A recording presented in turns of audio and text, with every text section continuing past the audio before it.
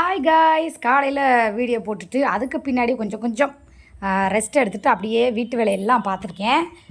வாங்க திருப்பியும் கூட நான் வீட்டை வந்து காட்டுறேன். அச்சோ, அந்த கையிலே வந்து தனியாக துவைக்கணும். இந்த துணி இருக்குது பார்த்தீங்களா, அதனால் வந்து துவைக்கணும். சும்மா ஒரு அலசியிருக்கேன், இருந்தாலும் பிடிக்கலை. அதனால் இப்போ தான் வீடு பூரா கூட்டி துடைச்சேன்.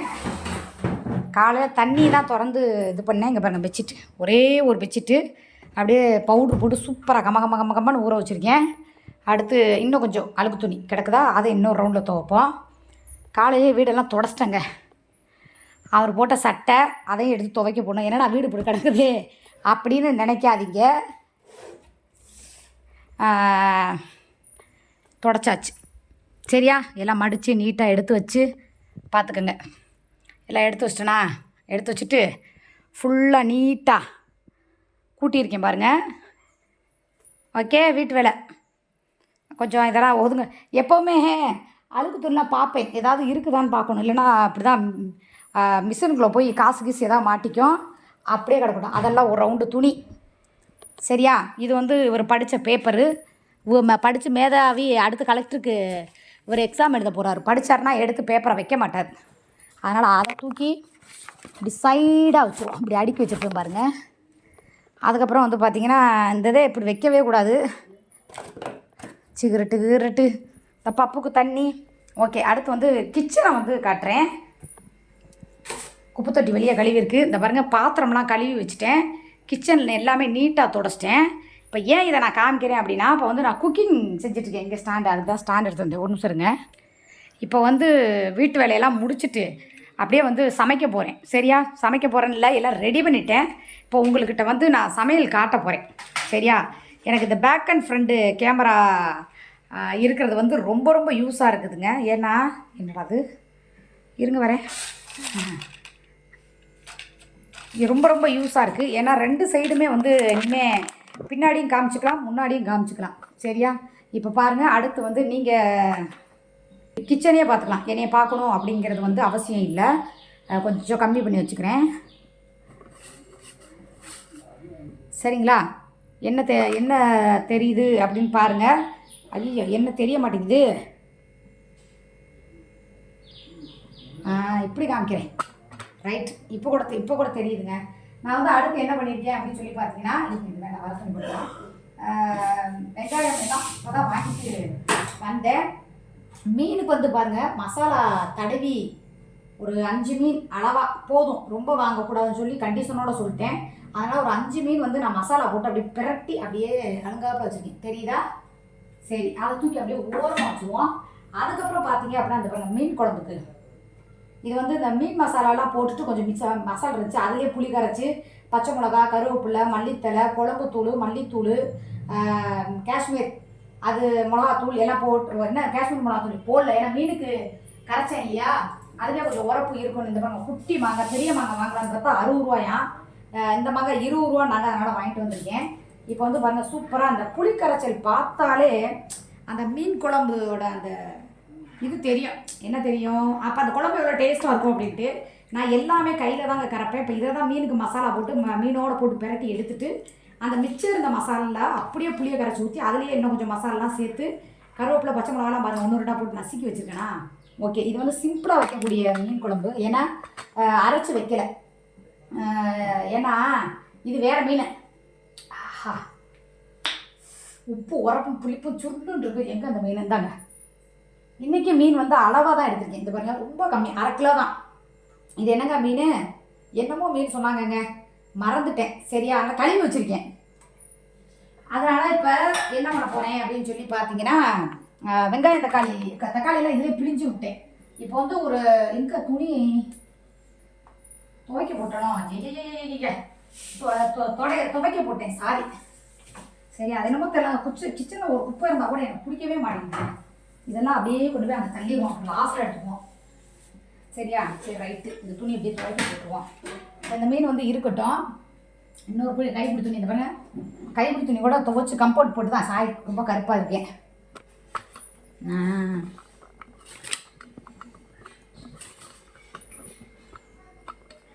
அதனால் இப்போ என்னென்னு பார்த்தீங்கன்னா எல்லாமே கரைச்சி வச்சுட்டேன். உங்கள்கிட்ட காமிக்கிறேன் பாருங்கள். இந்த திரும்பி காமிக்கிறேன். இவ்வளோ தான் குழம்பு. சரியா? மீனுக்கு தக்கனதான் குழம்பு வைக்கணும். ஏன்னா இதை கொஞ்சம் கொதிச்சு வத்தோம். கொஞ்சோண்டு பால். இதை போய் இது பண்ணால் எப்படி? நம்மளே பிடிச்சிருவோமா? ஏன்னா எனக்கு வெறுவாயில் கொஞ்சம் பிடிக்காது. மீன் இருக்குது, அது மசாலா இருங்க காமிச்சது தெரியாதுன்னு நினைக்கிறேன். இப்போ நான் கேட்குறேங்க. அப்படியே மசாலா போட்ட மீன் சூப்பராக இருக்கா? பொரிச்சிட்டு சாப்பாட்டோடு வச்சு ஒரு போஸ்ட் நான் போடுறேன். மீன் எனக்கு கல்லில் ஒட்டவே கூடாது. இப்படி மூடி வச்சிடணும், இல்லைன்னா ஏதாவது பள்ளி வாங்கி வச்சிடும். அடுத்து என்ன பண்ண போகிறோம்னா ஒரு 4-5 பல்லு பூண்டு உரிச்சிக்கலாம். இந்த கொஞ்சம் பிட்டு பிட்டாக பூண்டு கிடக்குது. இதையே வச்சு என்ன பண்ணுவேன்னா, யாரும் எப்படி இருக்கேன் அந்த பேண்டெல்லாம் சுருட்டி விட்டுட்டு வேலை பார்த்துருக்கேன். சரியா? சும்மா ஒன்று ரெண்டாக தட்டுவோம். தொட்டினாலே அந்த தோடெல்லாம் உறிஞ்சு வந்துடும். இப்படி தட்டுங்களே. தட்டும்போது என்ன பண்ண அந்த தோல் பெரும் தோல் தான் வந்துடும். அதுக்காக ரொம்ப இது பண்ணிலாம் போட வேண்டாம். மீன் குழம்புக்கு இப்படி போட்டாலே ஒரு வாசமாக தாங்க இருக்கும். தரையெல்லாம் சுத்தமாக தான் இருக்குது, அதெல்லாம் நீங்கள் பயப்படாதீங்க. ஓகே, இது ஒரு ஈஸியான ஒரு டிப்ஸ். இந்த பாருங்கள், நீங்கள் கையில் போட்டு உரிச்சு அதை ஒரு ரிஸ்க் எடுக்கிறதுக்கு இப்படி நச்சிங்கன்னா இப்படி பூண்டு தனியாக தோடு தனியாக வந்துடும். இந்த பாருங்கள், நான் எடுக்கிற பாருங்க உங்களுக்கு ஒரே நிமிஷம் தான், ஒரு 2 செகண்ட் தான். இல்லைன்னா இதை உட்காந்து கத்தி போட்டு உரிச்சு எல்லாம் பண்ண வச்சு நைன்னு நச்சு அப்படி பண்ணிங்கன்னா தோல் வந்துருச்சு. இப்போ பாருங்கள், பூண்டு நச்ச பூண்டு ரெடி ஆயிடுச்சு. ஓகேவா? அவ்வளோதான். இப்போ பூண்டு நச்சாச்சு. அடுத்து என்ன பண்ண போகிறோம்? ஒரு பெரிய வெங்காயம் எடுத்து இது இந்த ஒரு பெரிய வெங்காயம் ஆல்ரெடி கொஞ்சம் பாதி வெங்காயம் எதுவும் இருக்குதா வச்சுருப்பேன். சரி இல்லை, சரி ஒரு 1.5 வெங்காயமாக போட்டுருக்கோம். இந்த பாருங்கள், சொன்னால் நம்ப மாட்டீங்க, நச்சாச்சா? ஒரு துளி இல்லாமல் இருக்குது பாருங்கள். இது இப்படியே இருக்கட்டும். உரக்கடலை தூக்கி அந்த இடத்துல வச்சிடணும். எப்போவுமே எதை எங்கெங்கே எழுதுறோமோ அங்கங்கே வச்சிடணும். அப்படி சட்டுன்னு கத்தி தாங்க பதம்ல. அருவமானனா 1 நிமிஷம் நறுக்கிடுவேன். சரி, இதை நின்றுக்கிட்டே வேலை செய்கிறதுனால வெங்காயம் உங்களுக்காக. அதுக்கு முன்னாடி அடுப்பை பற்ற வச்சுருவோம். எண்ணெய் காயட்டும். கருவேப்பிலை, மல்லித்தலை, பச்சை மிளகாய் எல்லாமே அதே இதில் சேர்த்துட்டேன் நான். ஏன்னா கிராமங்கத்தல்லாம் பார்த்தீங்கன்னா அப்படி தான் எல்லாத்தையும் ஒன்றா போட்டு கரைச்சி மேக்ஸிமம் மீன் குழம்புக்கு சின்ன வெங்காயம் தான் போடுவாங்க. நான் பெரிய வெங்காயமே போட்டுறதுங்க. அப்படியே வச்சு கொஞ்சம் நீளமாக குட்டி குட்டியாக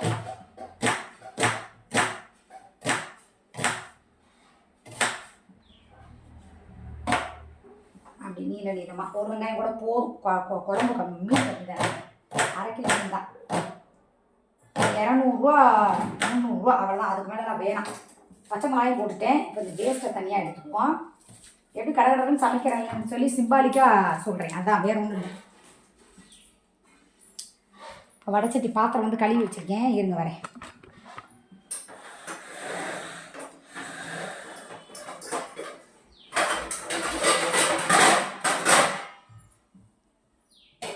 பாருங்க, பப்புவோட முடி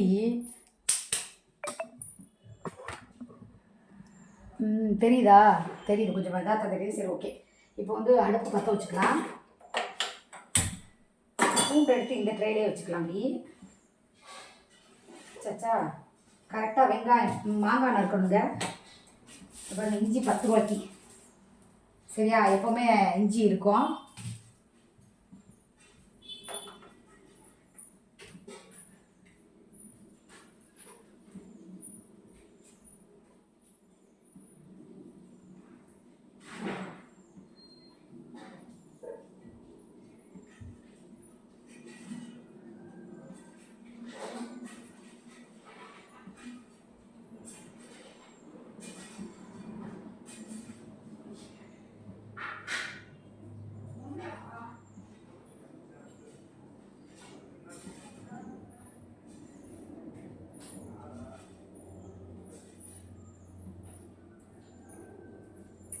சாரி, வீடியோவை கட் பண்ணாமல் போயிட்டேன். நான் மோட்ரு நிறைஞ்சிச்சு, அதனால் ஆஃப் பண்ணிருக்கா போகிறேன். சரி, ஓகே. இப்போ சட்டி நல்லா காந்துருச்சு.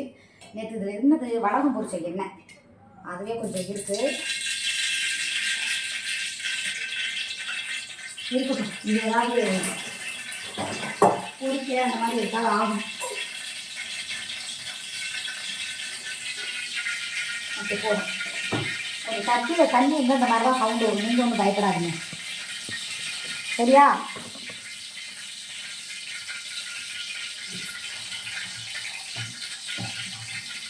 கலர் பார்த்தாலே ஆக்கெல்லாம் எச்சி ஊறுது.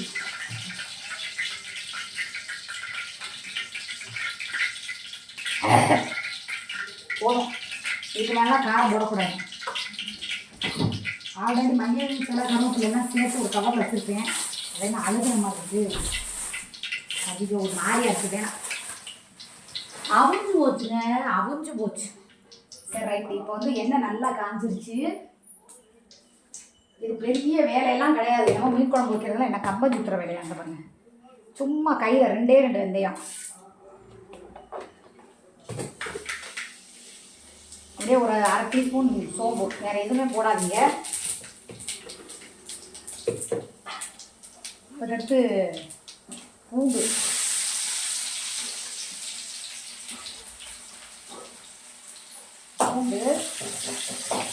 பூண்டை வந்து எப்போவுமே ரொம்ப மையாவும் நக்காதீங்க. அப்படியே 1-2 நச்சுட்டு கொஞ்சம் பச்சை வாசம் போகிற மாதிரி. அதுக்கப்புறம் பெரிய வெங்காயத்தை எடுத்து நல்லா உதிரியாக பண்ணிக்கணும்.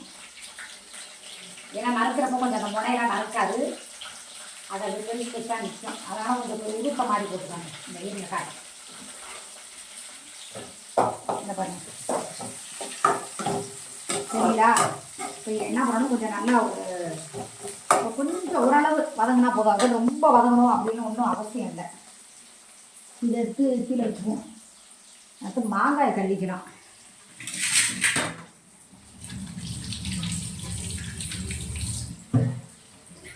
மாங்காய் சீசனே இல்லை, ஆனாலும் மாங்காய் போட்டால் தான் எனக்கு குழம்பு மீன் குழம்பு செஞ்சுருக்கேன். அரக்காய் எப்போவுமே நீங்கள் மாங்காய் எடுக்கும்போது நல்லா பச்சை கலராக அந்த மாதிரி எடுக்காதீங்க. இந்த பாருங்க, இந்த மாதிரி சாம்பல் கலராக இருக்க மாதிரி இருக்கணும். கொஞ்சம் நிறம் மாறி இருந்தால் தான் இந்த பாருங்க உள்ள அரக்காயாக இருக்கா, செம்ம டேஸ்டாக இருக்கும்.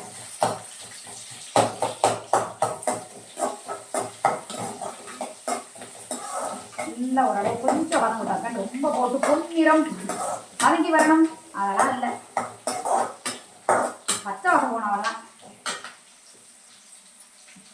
எப்போவுமே சமைக்கிறப்ப எடுத்த பொருளை எடுத்த இடத்துல கையோட வைங்க. கசகசன்னு போடக்கூடாது, சரியா? சாப்பாடு மட்டும் ஒரு 12 மணி 1 மணிக்கு கூட வச்சுமே. அவன் பழைய சோறு இருக்கு, அதைத்தான் நான் ஒரு பழைய சோறாக சாப்பிட போகிறேன். ரைட். இப்போ ஓரளவு வந்து இந்த பாருங்க, சும்மா ஓரளவு பூண்டு வெங்காயம்லாம் நல்லா வதங்கிடுச்சா. இப்போ என்ன பண்ணுறீங்க, நம்ம கரைச்சி வச்சுருந்தது போதும். இதுக்கு மேலே தண்ணி நீங்களாம் ஊற்றாதீங்க, ஏன்னா குழம்பு கம்மியா. ஓகே, இப்போ இதை நல்லா அடுப்பை ஏற்றி விட்டுருவோம். இப்போ உப்பு உரப்பு இருக்கான்னு பார்ப்போம். போதும். இப்போ வந்து நல்லா கொதிக்கட்டும். இப்போ நீங்கள் என்ன பண்ணுறீங்க, கொதிக்கும் போது ஒரு மாங்காய் கரைஞ்சி போயிடும். நான் என்ன பண்ணுறேன், இப்போ இதை என்ன பண்ணுறீங்கன்னா இப்போ போட வேண்டாம், சரியா? ஒரு கொதிச்சு ஒரு முடியும். அப்போ மாங்காயை போட்டுட்டிங்கன்னா, இல்லைன்னா போட்டுருங்க கலவே. அதோட கொதிச்சுக்கிட்டு இருக்கணும். கொதிக்கும் போது மாங்காய் வந்துடும். இந்த இட்லி முடிய காணாமல் விளக்கி வச்சுருப்பேன்.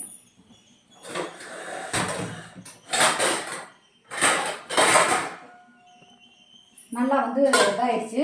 அதே மாதிரி எப்போவுமே கையோட எல்லாமே நான் அப்படியே ட்ரே எடுத்து கழுவி வச்சுருவேன். ஏன்னா அந்த மீனில் அப்படி இதெல்லாம் இருக்குன்னு பார்க்காதீங்க. அந்த மீன் பொடி போட்டல, அதனால் அப்படியே அது தெரிச்சிருச்சு. வேறு ஒன்றும் பிரச்சனை இல்லை.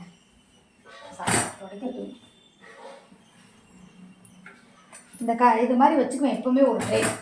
ஏன்னா கரண்டி போட்டுக்கிறது, குழம்பு கரண்டி அந்த மாதிரி ஏதாவது இருந்தால் எவ்வளோ சமையல் சமைச்சாலும் என்ன எதுவுமே அசிங்கமாக தெரிவிக்கக்கூடாது. அந்த மாதிரி வச்சுப்பேன். Right, okay. இப்போ மீன் இருக்குது, இந்த இது இருக்குது, பார்த்துக்கோங்க. கிச்சன் குழம்பு வந்து இப்போ நல்லா கொதிக்கட்டும். கொதிக்க விட்டு உங்களுக்கு திருப்பி நான் மீன் போடுறப்ப கட்டுறேன். ஓகே, வெயிட் பண்ணுங்கள்.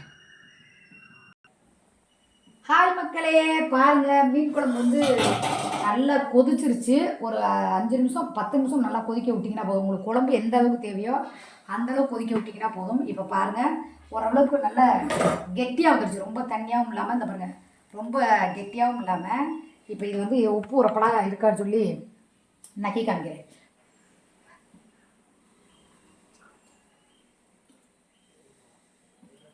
மூணுமே கரெக்டாக செம்மையாக பர்ஃபெக்டாக இருக்குது. இப்போ பாருங்கள், நான் மீனை வந்து போட போகிறேன். போட்டுட்டு ஒரே கொதி தான். இப்போ மீன் போடும்போது கம்மி பண்ணி வச்சுருங்க.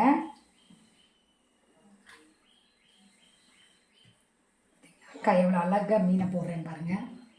உங்களுக்காக மீன் தூக்கி காமிக்கிறேன். அளவாக செஞ்சு அளவாக சாப்பிடணுங்க. நிறைய செஞ்சு செஞ்சு செஞ்சு தேவையில்லாமல் குப்பையில் கொட்ட வேண்டியதாக இருக்குது. இந்த பாருங்கள், மீன் போட்டோடனே அப்படி நல்லா கிண்டி விட்ருங்க. சுற்றியில் போட்டு கடன்னு கிண்டக்கூடாது. அப்படி அழுங்காப்பில் கிண்டி அப்படியே அழுங்காப்பில் வச்சிடணும்.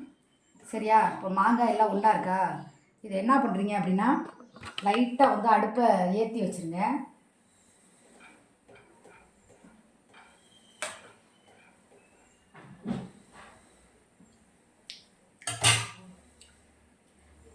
நல்லா உப்பு உரப்பமா சூப்பராக இருக்குது.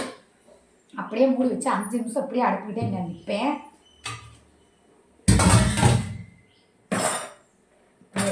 சரியா? அப்படியே வச்சுட்டா இந்த குழம்பு வந்து இப்போ ஒரு 5 நிமிஷம் அப்படியே கொதிக்கட்டும். உங்களுக்காகவே வந்து நான் காட்டுறேன். வெயிட் பண்ணுறேன் லைன்லே. சரியா?